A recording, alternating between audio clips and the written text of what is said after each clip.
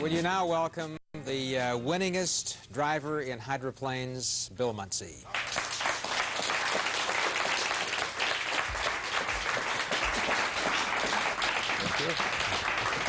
Do you want to tell them what you just told me a minute ago? I said, if you abuse me, bang me around, discredit me, make me look foolish, or anything, I have recourse.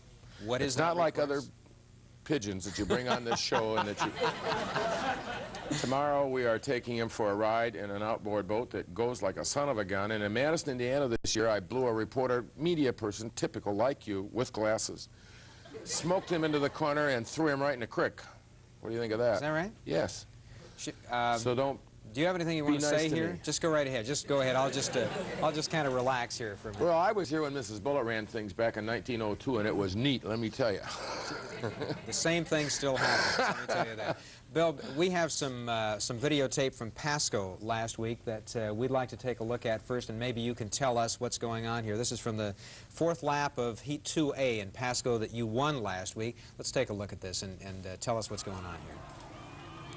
Well, this is the heat with the Budweiser, and of course the Budweiser is a brand new boat, and not everybody knows, including me, exactly what its potential is. All we know is we've seen tremendous shoot speeds from the Budweiser, and I think it's because it has an engine that's about 1,000 more horsepower than the Rollses that I'm running, the Squire Shop's running, and the Circus is running. It has maybe 4 or 5 miles an hour on all of us in the chutes, although frankly, I don't think they've got a combination right now where they can corner quite as quickly as some of the rest of us. We are able to duck into a tighter lane, and we're able to maintain that lane, and I think that we're able to get off the lane, accelerating from, say, 110 or 20 miles an hour to 170, and well, get there a lot quicker.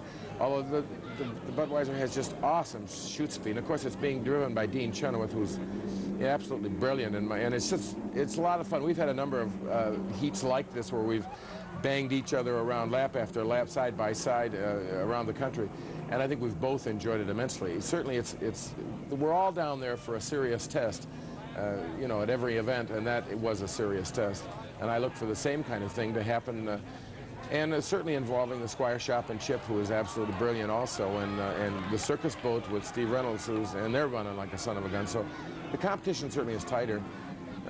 Gee, I didn't realize this competition was that tight. I thought maybe by now we blew his doors off and we're out of the way of the bank, but it's coming up in just a minute here, I think. He also, didn't he dropped, didn't he? I think he broke. I was delighted. Yeah, I had him run over by an Atlas Van Line's truck is what I had. No, he did break. Hey, they haven't got that thing completely dialed in, and it takes a while to do it, maybe a year or two in some cases. The only boat that I ever remember, a couple of them, was the Pay and Peck that Lucero at Herensberger launched, ran like a bandit when it was launched, and our new boat that I'm using now ran really good. Its first race happened to win. But hey, the Budweiser went out, the first heat that it was in, or the first time it qualified in Madison, Indiana, broke a record, which has got to get your attention, you know. You go on to win this one, too. Did I win here? I'm delighted yeah, to see there that. you win. That's okay. wonderful. When Chris Everett was here, I asked her about competition with Tracy Austin. Chris Everett would win all the time. Tracy Austin was snapping at her heels, and she said, frankly, she got tired of that. She didn't like that. If you win all the time, and you got a bunch of people chasing after, biting at your heels, what's that feel like in your position? Well, it hasn't got anything to do with her age. I don't understand. I don't want anybody back. You know, I wish they'd all go fishing on Sunday afternoon and not show up and let me do it all by myself. No, that's not true. Hey, the competition is fun, and being a typical male, vain like all males, and competitive by nature maybe, I like the attention of our sport and the glamour of it, and I like being involved in this kind of competition and subjecting myself to that level of in this power sport. It's tremendously exciting when you're getting that kind of performance where you blow into a corner at 140 and you try and maintain a good lane and you try to get the ultimate out of the machine without abusing it, keeping it alive, and really, you know, all the bones were pounding each other. And then to accelerate from 120 to 170 in just a few seconds is a tremendously exciting thing. I think maybe I'm sort of a child, and I want to remain childlike if what that means is enjoying something as exciting as winning an event, or hey, it could be a dozen roses or Mount Rainier, as long as you enjoy that kind of thing. I enjoy it very much, and I just get a kick out of the competition, and all these kids can get pumped up because I'm going to show up Sunday. You're going to show up to win on Sunday? Is that what you're? That's what You you're bet. saying. We're not going out there to lose. We're going to be tough to beat. I'm not suggesting we'll blow everybody's doors off and we could trip in Seattle. I'd hate to do it here. You own your boat. Yes, Fran, my wife and I do. What does Atlas Van Lines do for you? They're our principal sponsor. We have contingency sponsors as well. I don't understand. Would you tell me how that kind of thing works? If you own the boat, then they what does the pay sponsor bundles do? of money. That's what they do. Okay. They use it as a superior marketing tool, which is in fact what it is. It's a very inexpensive way of getting the public's attention to the corporation and its services, which is what we all have to do, you know. You're also Vice President of Corporate Affairs. Now, is that a full-time job for you? Well, no, or is I had that to work driving up to the- that driving level. the I boat? worked and worked and worked, and I struggled and I worked and I struggled, and I educated myself. I did a lot of research, a lot of history, and I really got into it, and they finally had to, because of my perseverance, make me Vice President of Corporate Affairs, and I'm the only one in that department.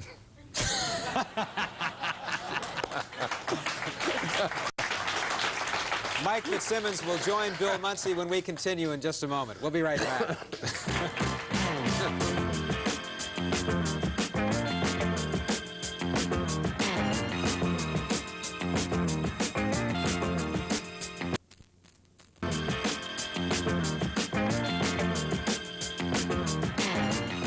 I want you to welcome another guest who's just joined us, one of our principal performers on the air on Sunday for the race from Lake Washington, Stan Sayers Pitts, Mike Fitzsimmons. When did you get hooked on hydroplanes? When Bill was starting in 1955, I got hooked on hydroplanes. I used to press my nose against a fence at Stan Sayers Memorial Pits, but prior to that, the Mount Baker Pits, which was just below my house, and watch this young Detroiter drive a mahogany and orange. He's an old man now, but he was young then, and a dashing young fellow of 25, and he was spectacular. Of course, became a hero overnight when the slow motion 4 went dead in the 55 Gold Cup race, and then he had to give it to his boss and let him take it back to Detroit, Mr. Shaneth, and made a lot of mistakes then, but you know, this guy is driving. I'm here to tell you, I've been watching this fellow's career for a long time. With the help of a fellow named Lucero and a boat called Atlas Van Lines, this guy has been better than ever before. And he says older is better, and I'm here to tell you that's what I've been reporting. It's true, William. You're all right. You're a good boy. Oh, look, we have a piece of videotape that comes from a couple of years ago, I think. Bill has seen this a million times. I know and he just has. as soon forget this, Well, of there are course, some but people that haven't, though. This Tell happened us. in 1958, preliminary heat, the Gold Cup race. Muncey grabbed the inside where he characteristically was that year and almost every year thereafter.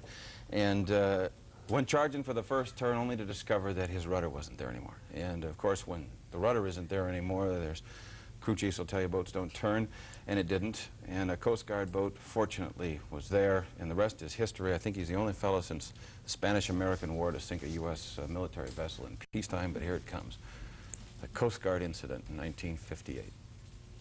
Now, if you look to the extreme right hand of your screen, that's Muncey, just about buried out of there. And you watch also as the Gale 6, which is coming across to the center of your screen now, starts to go through Muncey's rooster tail. He was setting up to turn. Muncey has his hands raised. Here comes the Gale right behind him, buries through the rooster tail.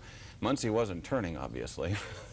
Without a rudder, you can't do that very well. And on down past the south turn, at this point in time, it had not been discovered that the Coast Guard boat had been struck. And as a matter of fact, King cameras still felt Muncey was somewhere in that rooster tail. He was not. And as a matter of fact, he was lodged in a 40-foot Coast Guard utility vessel at this point in time. His boat was. Bill had fortunately gotten out just short of that collision. It was very fortunate that the Coast Guard vessel was where it was, because had it not been, there was a log boom behind there filled with pleasure boats and fuel and a lot of beer and all that sort of thing. And the likelihood that there could have been perhaps the sport's most serious disaster was looming at that point in time. It was just terribly fortunate. No one was killed. Muncey was the most serious injured of all. There it is, the kiss of death with that Coast Guard boat. And inside of 90 seconds, the two of them went down. The Coast Guard and the Thriftway went to the bottom. Anything as serious as that happened to you since then, Bill? Boy, I hope not. You're not planning on anything tomorrow? No, like that was are you? a tragic, well, thank God. Frankly, it was, there were injuries. There was a number of fellows aboard the Coast Guard boat that were injured, including myself, and we were in hospital a long time, but everybody made it.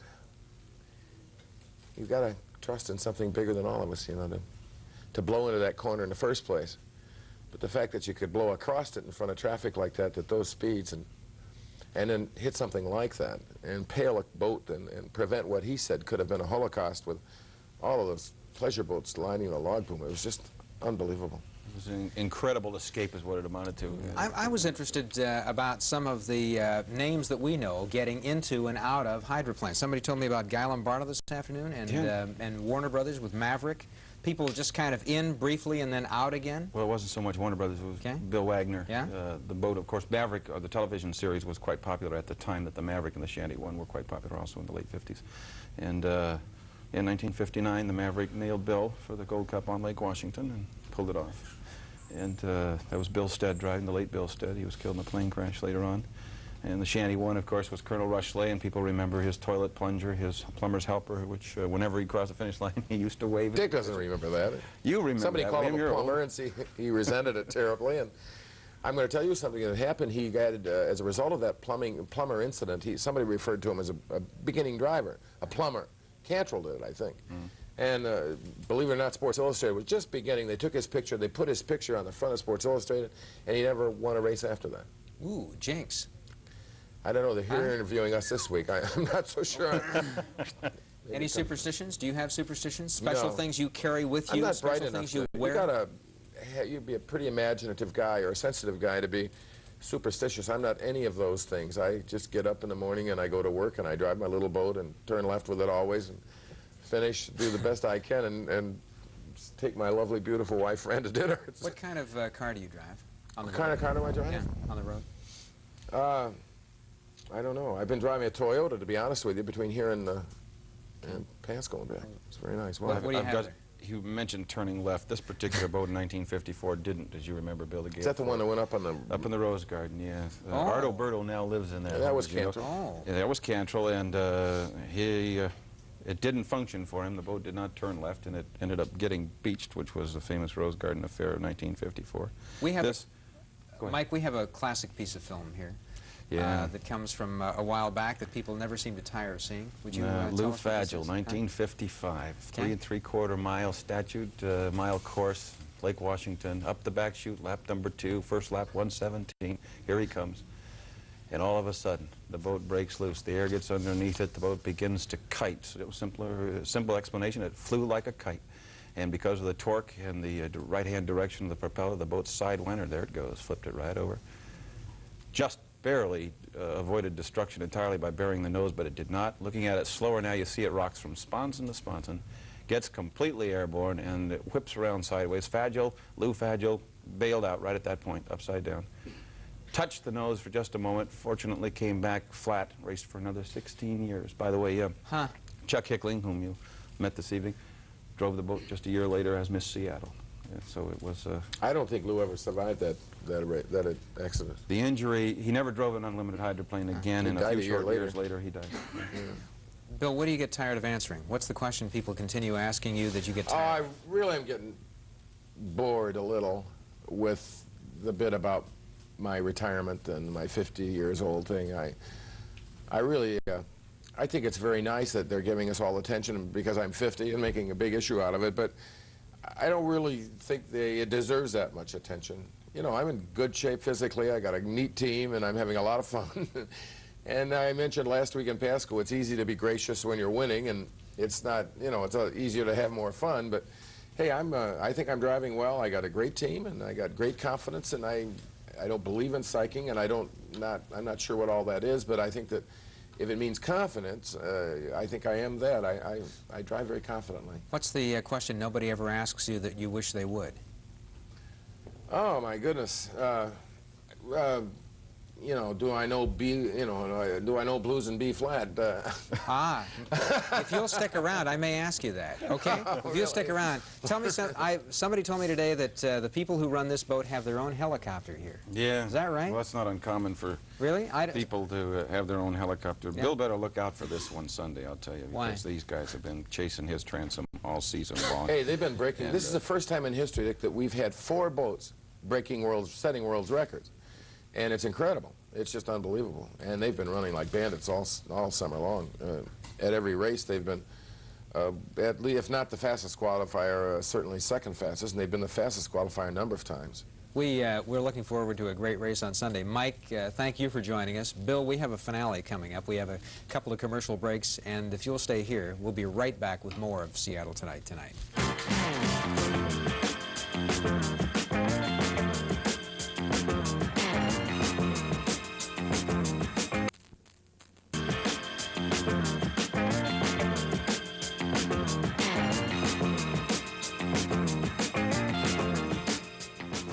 We have a presentation, regardless of what happens here on Sunday. There's a trophy that is given by the Liggett Myers Corporation for the fastest qualifying boat in the time trials, and that presentation is going to take place right here. Would you welcome Chuck Knutson from L&M? Chuck, thank you. Nice to see you. Well, nice pleasure. How are you? What? If you'll give him that, we'll be in business, I think. This is a surprise. Congratulations. I happen to be an L&M man, too, if you'd like to know. They picked the right guy. Besides that, the boat goes fast. I guess it does. Exactly how fast does it go?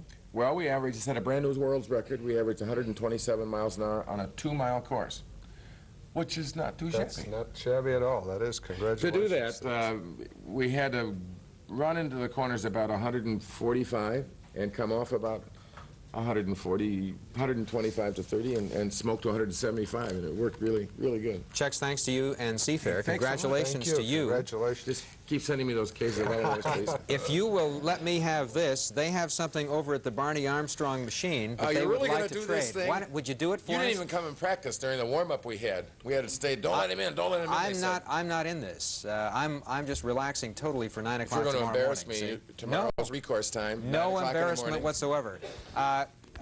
My sure friend you here wanna also do that, plays Frank? in a band. Would you go ahead and do Let's this? play in a for us? band. Do it.